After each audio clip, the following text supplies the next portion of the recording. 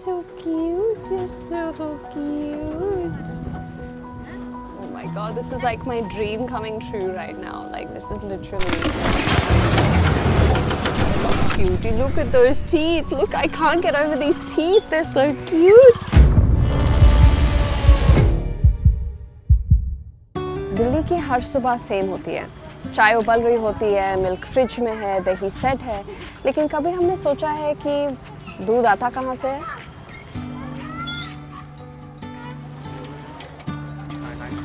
दिल्ली हमारी capital city है। यहाँ जो होता है, यहाँ पे स्टैंडर्ड सेट होता है। Best quality, best systems and best standards. So we are now on our way to a dairy farm, and there are a number of key concerns at this dairy facility. Delhi में total 9 designated dairy colonies हैं। Okay. उसमें से एक Madanpur colony है। अच्छा, और कितने सारे कैटल हैं वहाँ पे? About 50,000 I think. हाँ, अगर सारे आप टोटल करोगे तो आराम से 50,000 50-60 हज़ार तो होंगे। तो हम यहाँ क्यूरियोसिटी से आए हैं देखने के लिए कि डेयरी आता कहाँ से है। We have travelled to dairies all across India. अभी हम दिल्ली में हैं, यहाँ पे हम 5-7 डेयरीज देखना चाह रहे हैं। हम मुंबई में भी गए हैं, केरला में भी गए हैं, because we want to know कि is milk truly vegetarian. Let's find out. This is like इसमें कोई होगा? a residential area. जो डेयरी कॉलोनीज हैं सारे रेजिडेंशियल ही हैं यहाँ पे ऐसे। Like very narrow lanes, densely populated. अच्छा। Oh my इधर है God, कोई गाय बेटा? है इसके अंदर। गाय है इधर कौन अंदर। रहता है? Look at the sludge coming out. बात कर। It smells disgusting.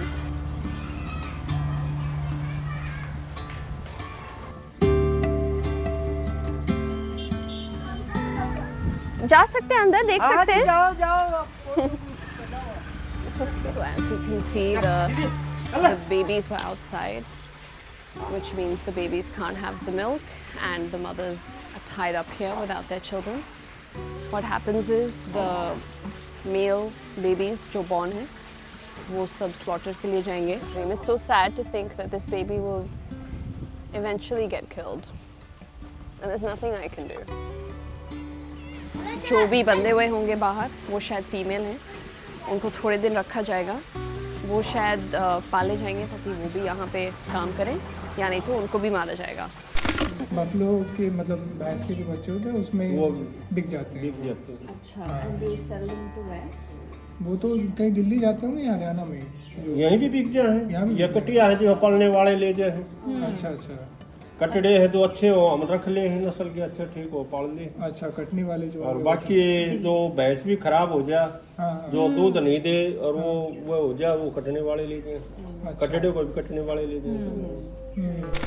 डेयरी को समझने के लिए पहले हमें प्रोसेस को समझना है। मिल्क तब आता है जब गांव या बफलो प्रेग्नेंट होती है। हर साल उसे आर्टिफिशियली इंसेमिनेट किया जाता है ताकि वो फिर से लैक्टेट करे। एक की कुछ कर नहीं रहे। अच्छा हो गया।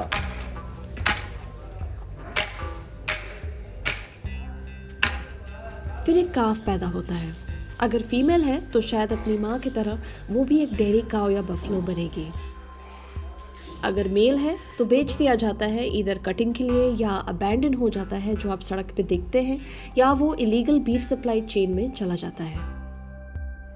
एक डेयरी काव लगभग 4 या 6 साल तक कंटिन्यूसली प्रेग्नेंट और मिल्क प्रोड्यूसिंग साइकिल्स में रखी जाती है, लेकिन जब उसका मिल्क प्रोडक्शन कम हो जाता है या वो फिर अनप्रोडक्टिव हो जाती है, फिर क्या होता है उसके साथ? As you can probably imagine, वो भी मारी जाती है। और हमने नोटिस किया था जब हम एक फार्म पे थे, हमने देखा था कि वर्कर्स गाय और भैंस को एक केमिकल दे रहे थे जिसका नाम है ऑक्सीटोसिन। वो इंजेक्ट कर रहे थे बार। We saw this at nearly every second farm, लेकिन ये सब्सटेंस 2018 से बैंड है इंडिया में। Oxytocin is a natural hormone. It helps in labor and it allows milk to flow freely.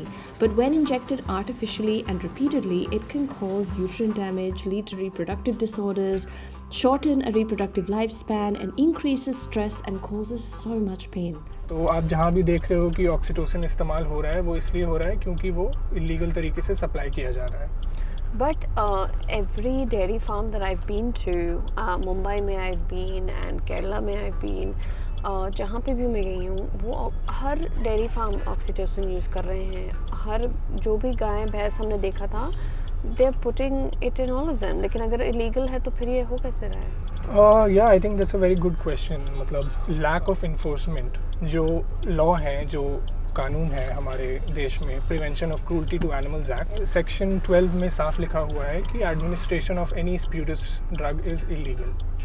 But जैसा कि आपने बताया, वो भी आज आप देखोगे तो ज़्यादातर फार्मों में ज़्यादातर भैंसों के लिए होता है. बिकॉज भैंस ज़्यादा ज़िद्दी होती हैं, वो नहीं चाहती हैं कि वो अपना दूध निकलने दे किसी भी और पर्पज़ के लिए. ऑक्सीटोसिन वैसे तो एक थेरेप्यूटिक ड्रग है, उसको इंसानों के साथ भी यूज़ किया जाता है, but it's for a therapeutic purpose. तो usually it's utilized when a woman is in labour pain. तो it's meant to therapise, it's meant to ease out the pain and लेकिन आज की डेट में imagine the amount of pain a woman goes through, the labour pain while giving birth. तो वैसा दर्द होता है इन जानवरों को. और ये इंजेक्शंस दिन में 2-3 बार दिए जाते हैं जब भी उनको दूध निकालना होता है. तो आप ये सोचो कि एक महिला अगर जन्म दे रही है तो उसको थेरेपिक पर्पस के लिए दिया गया, लेकिन जानवरों के साथ हर दिन में 2-3 बार इनको मोटे इंजेक्शन से ऑक्सीटोसिन दिया जाता है. एंड इससे उनको इतना दर्द होता है कि उनका कंट्रोल चला जाता है और वो इससे फिर अपना दूध रिलीज़ कर देती है. तो it's a very painful process and it's extreme amount of grave cruelty that these animals have to go through. All for a glass of milk. All for a glass of milk, yeah. India officially beef ban की बात तो करता है, लेकिन India दुनिया के top beef exporters में से है. एक्सपोर्ट मेनली बफलो मीट का होता है, जिसको कहते हैं कारा बीफ. लेकिन काउस को भी मारा जाता है in the beef industry as a result of the dairy industry. So dairy और बीफ ये दो अलग इंडस्ट्रीज नहीं हैं, ये एक ही इकोनॉमिक सिस्टम के दो एंड्स हैं. तो ये बछड़े को दादा फिर ये बछड़ा भी अगर यहाँ बछड़ा का यहाँ तो सब कटवा देता है लोग. हाँ हाँ. यहाँ तो आज भैंस बच्चा दिया, करेक्ट, कल उठा के कटवा देगा लोग. हाँ. 1000-1200 में दे देगा, कसाई ले जाएगा. कसाई क्यों फिर उसको फिर बड़ा नहीं होने देते हैं? बड़ा नहीं होने देते. ये सब सरकारी एक जगह बांधने का भाड़ा, हर जगह का भाड़ा ये लोग लेता है डेयरी वाला. तो बछड़ा लोग यहाँ दूध देती नहीं है, इसलिए इसका तो कुछ काम नहीं है यहाँ. अभी बछड़ा देखो इतनी भैंसी है, अभी ये बछड़ा कितना है, 3, 4, 5 है. अभी 4-6 दिन के बाद आओगे तो सब गायब हो जाएगा. अभी नई भैंसी आई है. कहाँ पे लेके जाता है? कौन सा वाला अपने जो ये इधर लेके जाता है, कुरला जाता है इधर जहाँ कसाई पढ़ा है, जेवनार में जाता है लोग. सब कटिंग में जाता है. तो लेकिन कटिंग में दादा इसका बछड़े का क्या मिलता है? इतना छोटा है, उसका तो मांस कुछ मिलेगा नहीं. अरे बहुत मांस मिलता है. 120 रुपये किलो बिकता है, क्योंकि उसका नरम नरम है. वो सब बकरे में जाता है ना. इसमें बकरे में जाता है. अभी हिंदू मुस्लिम सब तो खाता है. आप जाते आपके सामने बकरा काटता है लोग. तो लेकिन वो बकरा बोल के बेच देता है लोग, आदमी ले लेता है. ओ पैसा बनता है, पैसा बनता है और सस्ते. हाँ, पैसा उनका ज़्यादा पैसा बनता है. ज़्यादा पैसा बनता है. हाँ, प्रॉफिट. और इतने सारे होंगे भी. पुलिस वाले सब मिले हुए हैं. बच्चे लेके जाते हैं लोग, हफ्ता अपना देते हैं, कोई बोलने वाला नहीं. इतना बजे गाड़ी आएगी, अभी भैंस दूध निकल गई, भैंस गाभन है तो बेच देगा लोग. तो आरे वाले भी साथ सब कमाते हैं अपना थोड़ा सा. सबको पता है. Such a cruel industry, and it's not a cruel industry in India or in a third world country. It is a cruel industry globally. So the veal industry in Australia is very big. So veal being the meat of baby cows. So they basically slaughter the cows at approximately 2 weeks old, 2 weeks age. So they have specific slaughterhouses and machinery just for slaughtering baby cows. And the volume of it in Australia is just astronomical, and it's absolutely heartbreaking, to be honest.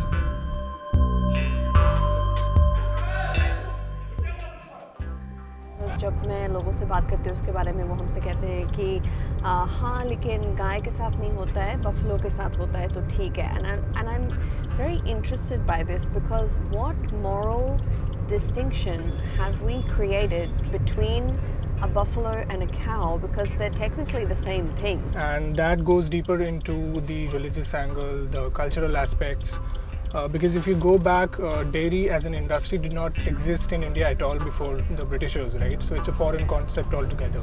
Rohit और मैं car में discuss कर रहे थे कि dairy India में कब इतना इंडस्ट्रियल बना. And according to the PFA, traditional India में गाय घर में रहते थे. फिर आया 1970s का operation flood, the white revolution, India को वर्ल्ड्स लार्जेस्ट मिल्क प्रोड्यूसर बनाने के लिए। Cooperatives, cross breeding, artificial insemination, yield maximization, milk अब डिवोशन नहीं, वो एक प्रोडक्शन मेट्रिक बन गया। आज इंडिया दुनिया का सबसे बड़ा मिल्क प्रोड्यूसर है, over 220 million plus tons annually. Let's not dirty me so much. Okay, come on. She's so trusting. And interestingly, an estimated 60 to 70% of Indians are lactose intolerant, meaning their body struggles to digest lactose, the natural sugar found in milk. Lactose intolerance occurs when the body produces little or no lactase, the enzyme needed to break it down. This reflects a simple biological reality. Milk is designed for a mother to nourish her own young, not for consumption across species. ये video किसी को attack करने के लिए नहीं है, ये समझने के लिए है कि दूध एक प्रोडक्ट नहीं है, वो एक रिप्रोडक्टिव साइकिल है। जब तक प्रेगनेंसी है, मिल्क है, जब तक प्रोडक्टिविटी है, वैल्यू है, फिर उसके बाद क्या? एक्चुअली जब हम एक फार्म से जा रहे थे, वहाँ एक खाल बच्चा था, मतलब एक बेबी को मार के फिर उसको स्टफ़ करके उसके मम्मी को ट्रिक करना ताकि फार्म को बच्चे को रखना ना पड़े और फार्म को कोई कॉस्ट ना हो ताकि मम्मी दूध ना बंद करे। Did you know that 1 liter of milk takes 1,000 liters of water? This is used for feeding the cattle, it's used for cleaning the sheds, and it's used for everything that goes into raising these animals for dairy. Dairy is poisoning India's rivers. Dung and urine from dairies flow into drains, rivers and groundwater. This causes toxic algae blooms, fish deaths and unsafe drinking water. If one person reduces their dairy consumption just by 10%, they will save over 30 to 40,000 litres of water per year and 30 to 40 kg of CO2. That is absolutely massive. We should all consider the true cost of milk when it comes to the environmental destruction, because we all pay a price for it. Absolutely. Right, and as you mentioned, and this is as per the government data, if you look at NDDB's website, the water footprint for a liter of milk is almost 1100 liters. I mean, that's a colossal water footprint for just a liter of milk, right? So I think we got to question ourselves as to, is it really worth it? It doesn't matter where you are in the world and in what situation, the likelihood is that 99% of the dairy is contributing to this. There might be, as we said, like 1% of factory, ghar ka farm where the cows are nice and everything, but not everyone can do that, right? Most people will not have access to that. So we can't be supporting even that idea either. Exactly. Yeah. Even if we overlook the fact that the milk was never meant for humans, it was meant for cows or buffalo's baby. Even if we overlook that, the cruelty aspect and the environmental destruction or even the food safety angle, right? Yeah. ये सब farms देखने के बाद और system समझने के बाद हमारे लिए क्लियर है कि दूध शायद वेजिटेरियन तो नहीं है।